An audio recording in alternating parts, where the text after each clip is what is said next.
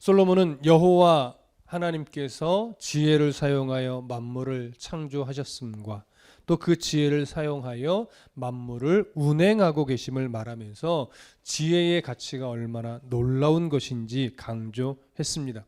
그렇기 때문에 이런 하나님의 지혜에 우리가 머물기 위해서 끊임없이 애쓰는 삶을 살아가다 보면 어떤 환경이 내 삶에 놓여 있다 할지라도 하나님의 은혜와 그 사랑을 잃어버리지 않게 되고 또한 늘 하나님 앞에서 감사를 발견하며 살아갈 수 있고 그래서 더 하나님 앞에 항상 기뻐하는 삶을 살 수 있게 됨을 우리는 확인했습니다. 또한 사단이 미혹의 도구로 사용하고 있는 어떤 두려움 또는 어떤 화려함 이런 것에 빠지거나 취하지 않게 된다는 것도 우리가 나누었죠. 그렇기 때문에 그 주님의 하나님의 지혜 안에 머무르는 삶을 살기 위해서 애쓰면 결국 우리 안에 하나님이 주시는 진정한 평안을 누리는 삶을 살게 되고 주님이 허락하신 일상을 정말 가치 있고 의미 있게 살아갈 수 있게 된다는 것, 이런 중요한 사실들을 나누었습니다. 이제 솔로몬은요 그렇게 여러 차례 지혜의 가치를 강조해 왔다면 이제는 그 지혜의 가치를 강조하기보다 그런 지혜를 소유한 자로서 우리가 이제 어떤 삶을 살아내기 위해 노력해야 될 것인가, 어떤 것을 적극적으로 해야 하며 어떤 것을 또 적극적으로 하지 않는 삶을 살아가야 할 것인가, 그 실천적인 면에 대해서 오늘 교훈합니다. 자, 다시 한번 27절부터 31절까지를 우리 한 번 더 읽겠습니다. 27절부터 31절까지 시작.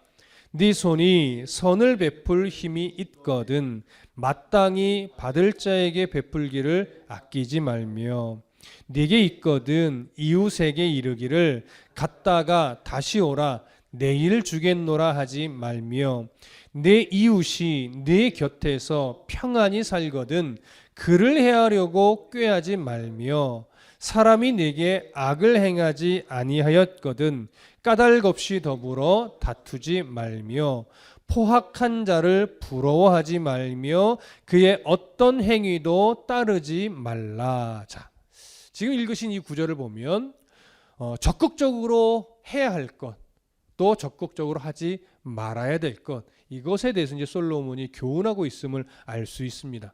자, 먼저 언급된 것이 뭐예요? 네 손이 선을 베풀 힘이 있거든 마땅히 받을 자에게 베풀기를 아끼지 말라는 거예요.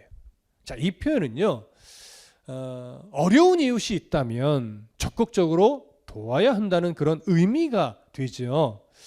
그렇기 때문에 여기서 네 손이 선을 베풀 힘이 있거든, 이 표현을 우리가 조금 주의해서 보실 필요가 있어요. 네 손이 선을 베풀 힘이 있다라고 하는 것은 뭐냐면 누군가 어떤 어려움에 닥쳐 있는데 그 어려움을 도와줄 만한 능력이 내게 있다면이에요. 무슨 말씀이 이해되십니까?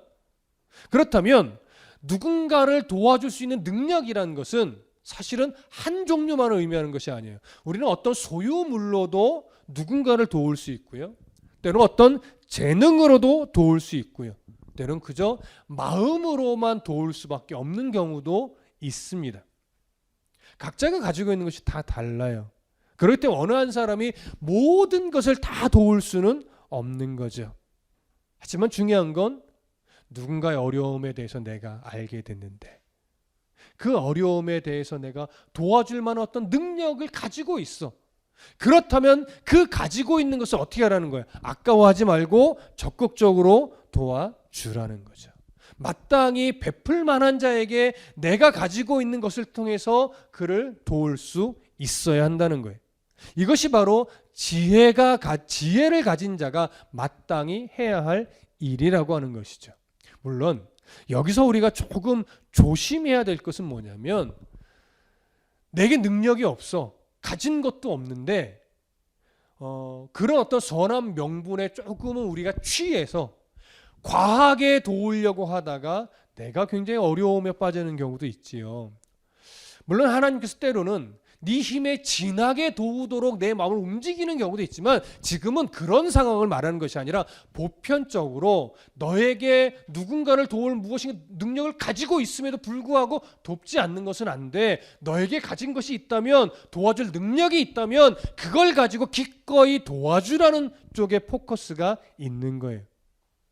그러니까 이런 솔로몬의 가르침, 또 솔로몬을 통해서 하나님이 우리에게 주시는 이 교훈을 잘 보다 보면요, 여기서 몇 가지 아주 중요한 의미를 찾을 수가 있어요.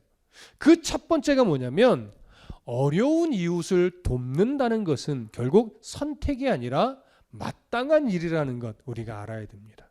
또한 두 번째는 어려움에 처한 자를 멸시하거나 무시하는 태도를 가져서는 안 된다라고 하는 것이죠. 사실 우리가요, 지금 이 두 번째 말은 저도 조금 쉽게 하지만 실제적으로 제 안에도요, 어려운 이들을 향해서, 모든 어려운 이웃을 향해서 다 어떻게 도와줄까 이 고민을 하지는 못해요. 때로는요, 어떤 어려운 일을 향해서는 왜 저렇게 살지? 왜 인생을 저렇게 살지? 이렇게 조금은 낮춰보는 성향이 저에게도 있어요. 네. 그럴 때마다 내가 목사 맞는데 이런 생각을 하지, 이럴 경우도 있는데, 실제적으로 도움을 줘서는 안 되겠다 하는 어려운 이도 사실은 있습니다.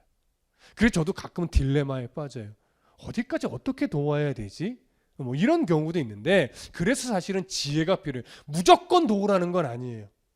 그래서 항상 하나님의 말씀을 기준으로 내가 지금 어떻게 도와야 될까, 돕는 것이 마땅한 것인가, 이런 것들에 대한 고민은 분명히 필요합니다. 그리고 세 번째는, 하나님이 우리에게 허락하신 어떤 소유물이나 어떤 재능이나 건강은 항상 나만을 위해서 하나님이 허락하신 것은 아니다라고 하는 거예요.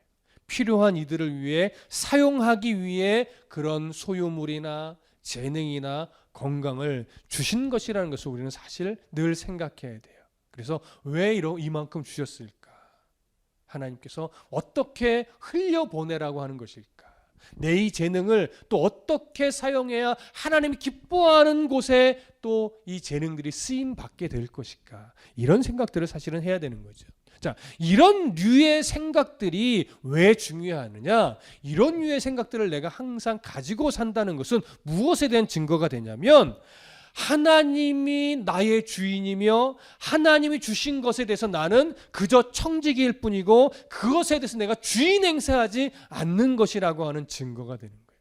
우리는 때로는 내가 가진 것에 대해서 내가 주인이 되어서 주인 행세할 때가 사실 있어요.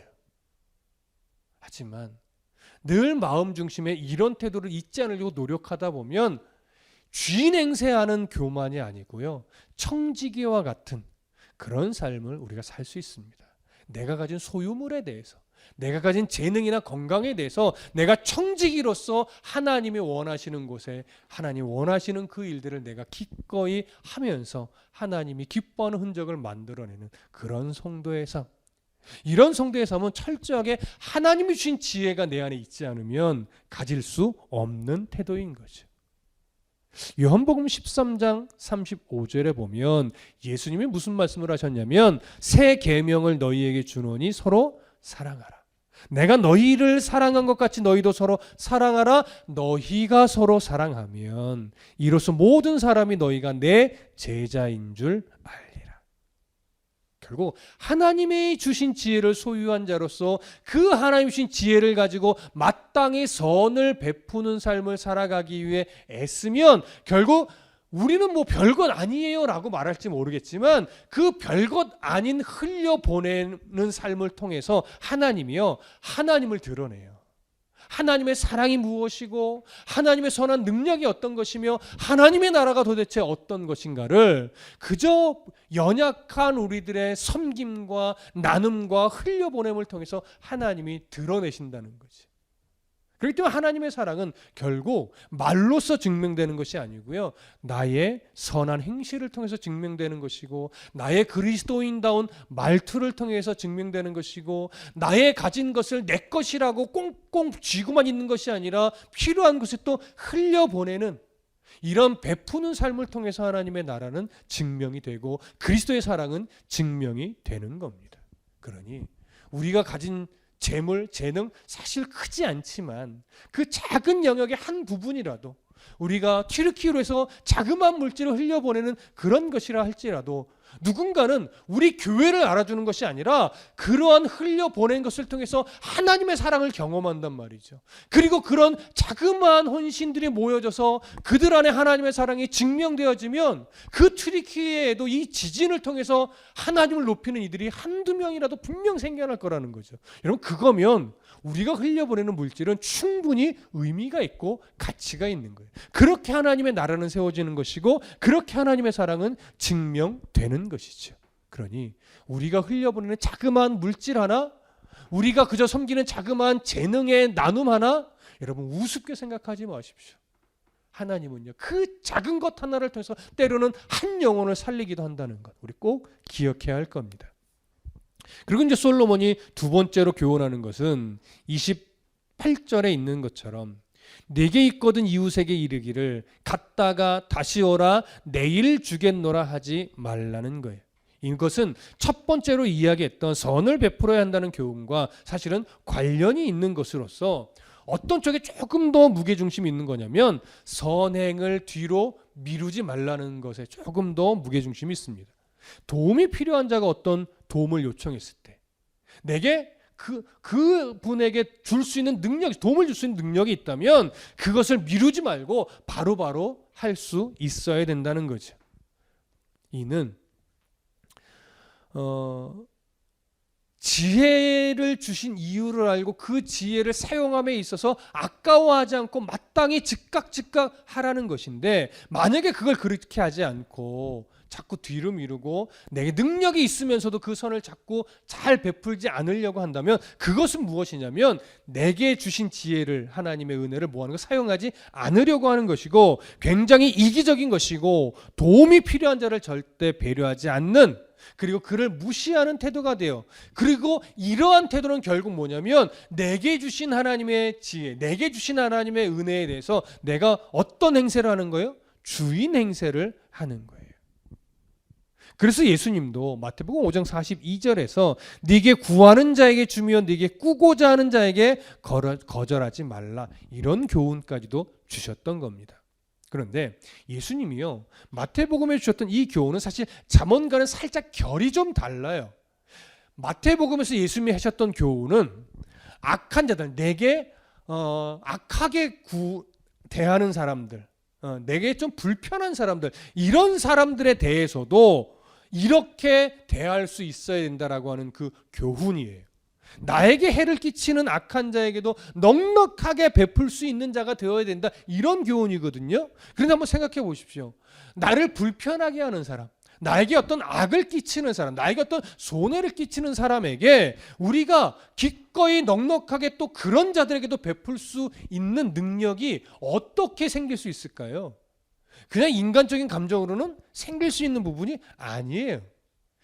이 말씀은요, 산상수훈과도 맥락을 같이 하는 건데, 여러분, 산상수훈에서 우리에게 주신 팔복의 내용의 핵심이 뭡니까? 이미 우리는 최고의 것을 소유한 자라는 거예요. 그 최고의 것이 뭐예요? 천국이 너희 것이라는 거예요. 우리는 이미 하나님의 나라를 소유한 자이기 때문이라는 거죠. 최고의 것을 소유한 자이기 때문에 기꺼이 우리는 우리에게 악을 끼치는 자가 할지라도 그들에게 하나님의 나라를 보여주기 위해서 기꺼이 내가 마음은 싫어도 그들에게 넉넉하게 베풀 수 있는 그런 신앙의 실력이 필요하다는 거예요. 그러니까 하나님의 나라를 소유했다라고 하는 거예요. 지금 눈에 잘 보이지 않고 지금 손에 잘 잡히지 않는 것 같은 그 하나님의 나라에 소유된 자, 하나님의 나라의 시민권을 가진 자, 하나님 나라의 상속자라고 하는 이 명분이 정말 내 안에 진실한 또 최고의 가치로 여겨지고 인정되어지고 확신되어질 때 비로소 악한 자에 대해서도 대적하지 않고 혈기로 대하지 않고 사랑을 주고 베풀고 무엇인가를 넉넉하게 줄 수 있는 그런 여유가 생기지요. 하나님의 나라에 대한 가치가 내 안에 없다면 나에게 내가 악하게 여기는 자에 대해서, 편하게 여기는 자에 대해서 무엇인가를 줄 수 있는 넉넉한 마음은요, 사실 생길 수 없습니다. 그런 마음의 여유가 없지요. 우리들의 인생의 목표는요, 자존심을 세워서 형통한 삶을 사는 것이 아니란 말이에요. 그런데 우리는 사실 인생의 목표의 한쪽에 늘 이런 게 있지요. 예수를 믿는다 하면서도 어떻게 해서든지 형통한 삶을, 세상적 형통한 삶을 살아가는 것, 이것이 한쪽에 사실 목표로 늘 되어 있어요. 그것이 좀 깨져야 됩니다. 그리고 우리들의 삶을 통해서 하나님의 나라가 세워지는 것, 이것이 정말 최고의 가치라고 하는 것이 머리로만 인정하는 것이 아니라 마음으로 인정할 수 있는 수준까지 가야 돼요. 그래야 악인에 대해서도 베풀 수 있는 거예요. 왜? 그들에게 이렇게 하나님의 사랑을 베풀어 줄 때 그들이 하나님의 나라를 발견하게 될 것이고, 그들도 예수 그리스도를 만나서 다시 변화된 새로운 피조물 된 삶을 그들도 살아갈 수 있으니까 그것을 바라보고 돕는 것이고, 그것을 바라보고 베푸는 거란 말이에요. 그러니까 여러분, 우리에게 도움을 요청하는 자, 우리의 도움이 필요한 자들이 항상 우리가 관계적으로 볼 때 좋은 사람만 있는 건 아니란 말이에요. 뭘 저런 자들에게 우리가 이것까지 꼭 해야 돼? 이런 류의 사람도 사실은 있지요. 그런 자들에게까지 우리가 선을 베풀 수 있는 능력이 있기 위해서는 정말 내 안에 하나님의 나라에 대한 분명한 확신과 그 하나님의 나라를 소유했다는 것이 갖고 있는 진실한 가치가 가슴으로 온전하게 느껴져야만 합니다. 그렇지 않으면 쉬운 일이 아니에요. 목회자라고 해서 절대 이 일은 쉽지 않습니다. 이러한 태도를 마음에 새길 수 있는 지혜로운 성도가 되어야 할 겁니다. 자, 이제 솔로몬이 세 번째로 교훈하는 것은 뭐냐면 바로 29절에 있는 것처럼 네 이웃이 네 곁에서 평안히 살거든 그를 해하려고 꾀하지 말며, 이렇게 얘기해요. 이것은요, 평안히 사는 이웃에 대해서 의도적으로 악한 행동을 하지 말라는 건데, 결국 이웃을 향해서 시기와 질투를 가지지 말라는 거예요. 이런 시기와 질투, 평안히 사는 이웃에 대해서 시기와 질투로 얼룩진 인생의 대표적인 모델이 성경에 있어요. 물론 여러 군데 있지만 그 대표적인 모델은 열왕기상 21장에 보면 아합의 포도원을 탐냈던 나봇의 포도원을 탐냈던 아합 왕 이야기를 우리는 예로 들 수 있을 겁니다. 아합 왕이, 모든 것을 소유한 아합 왕이요, 나봇이라는 사람의 그 포도원이 너무나 아름다워서 가지고 싶었던 거예요. 그러나 하나님이 주신 기업이기 때문에 절대 누구에게도 팔 수 없습니다. 그것이 왕이라 할지라도 팔 수 없는 것이 율법이에요. 그것을 알면서도 아합은 그 나봇의 포도원을 가지고 싶어서 전전긍긍했지요. 그때 그의 아내 이세벨, 우상을 숭배하던 그 이세벨이 악한 계교를 꾸밉니다.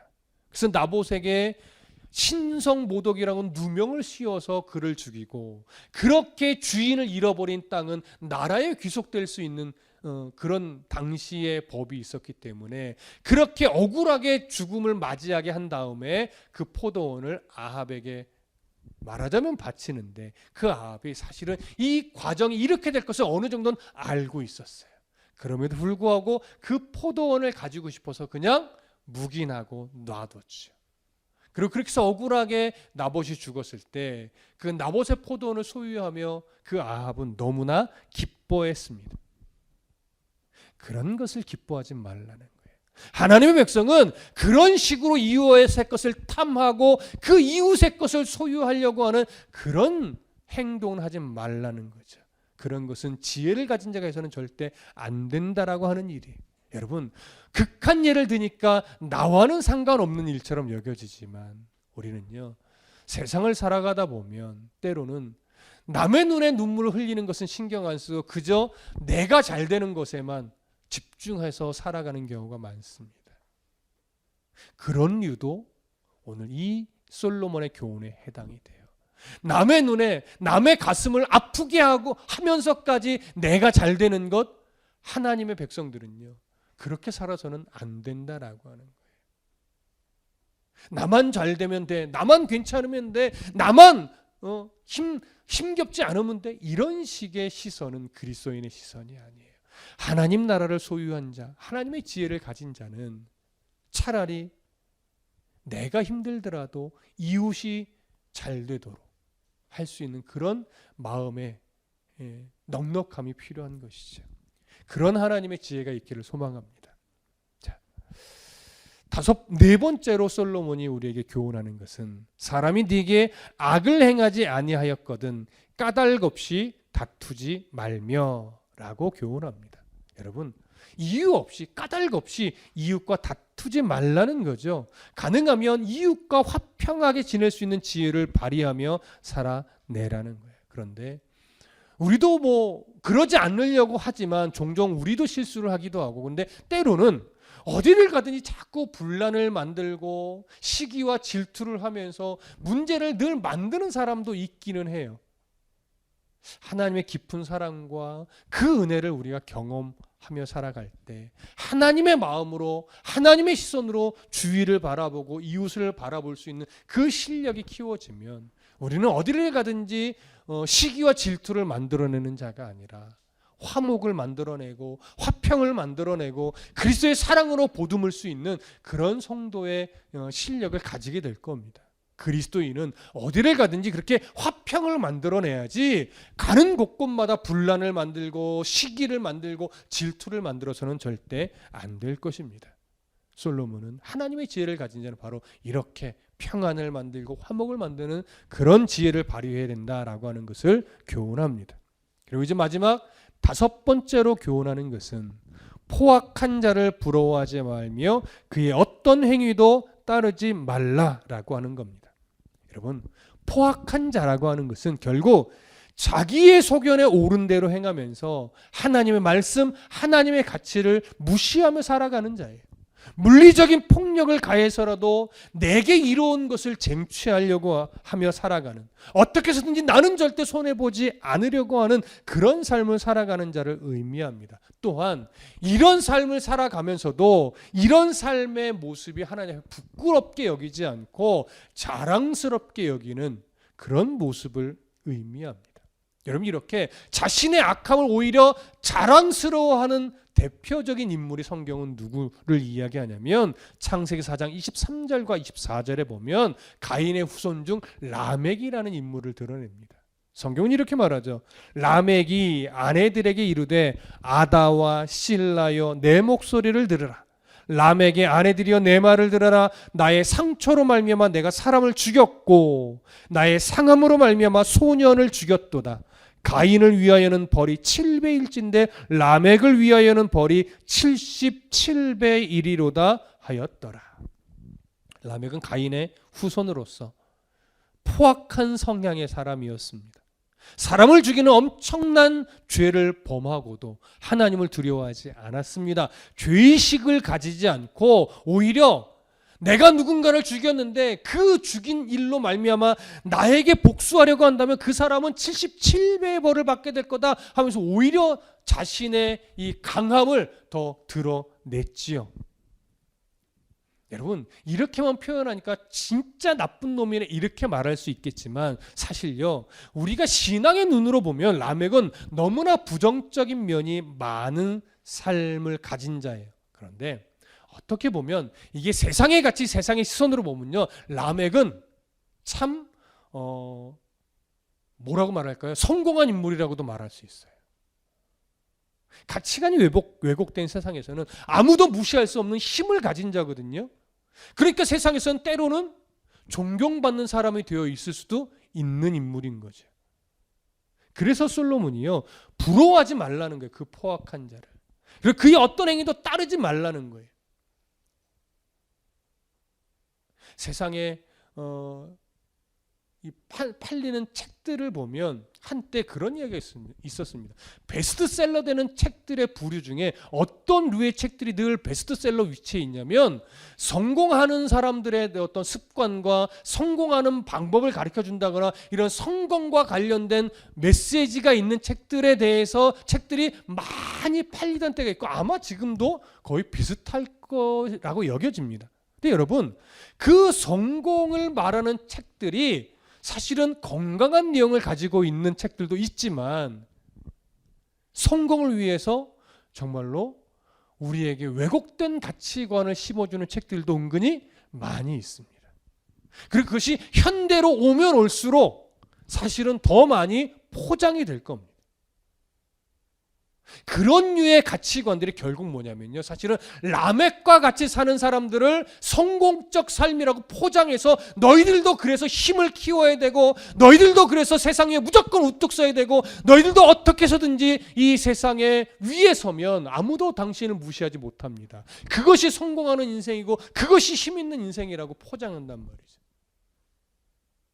그래서 분별력이 필요해요. 분별력이 없으면요, 교회 안에서도 그런 류의 사람들을 부러워하게 되는 일이 생겨요. 그런 류의 사람들의 습관을 자꾸 본받으려고 해요. 그러다 보니까 신앙도 이상하게 변하게 되죠. 왜곡되게 되죠. 성경은 항상 성공을 위해서는 못할 것이 없다라고 가르치지 않아요. 성경은 항상요, 하나님의 나라를 소망하며 그리스도인의 성품을 담기 위해서 기꺼이 네가 낮아져야 되고 겸손해야 되고 네가 희생할 줄 알아야 된다는 것을 강조하는데, 세상은 예수를 믿어 성공하라고 하면서 그 성공은 자꾸 세상적 가치 기준으로 가르쳐요. 위험한 거죠. 하나님이 우리에게 가르쳐 주시는 신앙의 가치 기준과 세상이 말하는 가치 기준은 분명히 다른 면을 가지고 있습니다. 같은 면도 있지만, 그러니까 우리가 가져가야 될 가치관은 뭐예요? 하나님 나라의 가치관과 부합한 것을 함께 가지고 가야 되는데, 신앙은 신앙이고 세상은 세상이고 이렇게 이원론적으로 가는 신앙이 꽤 많단 말이에요.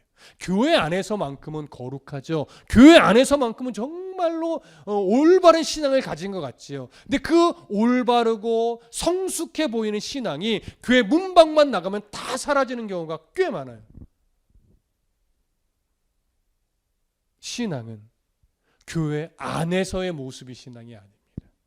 신앙은 교회 밖에서의 모습이 신앙이에요. 교회 안에서는 신앙의 훈련을 받고 신앙의 도전을 받고 하나님의 말씀을 통해서 내가 어떤 신앙을 늘 가져가야 되는지를 배우고, 그러면서 하나님을 높이는 곳이에요. 그렇게 배우고 훈련한 그 신앙의 방향성을 가지고 교회 밖에서 결국 신앙생활을 해야 돼요. 근데 우리는 이상하게 신앙생활은 교회 안에서만 하려고 하죠. 밖에서는 무조건 성경을 위해서만 라멕처럼 살아간단 말이에요. 아합처럼 살아간단 말이죠. 나의 만족과 유익을 위해서만 살아간단 말이죠. 그러다 보면 우리는 항상 하나님이 내게 주신 것을 가지고 주인 행세하면서 하나님을 늘 요술 램프의 진이처럼 자꾸 만들려고 하는 그런 습성을 보이게 됩니다. 지혜를 가진 자, 하나님 나라의 지혜를 가진 자는요, 악인의 형통이 결국은 바람에 나는 겨와 같이 하나님의 바람 한 번 불면 흔적도 없이 사라져 버릴 것이라는 것, 이것을 알아야 돼요.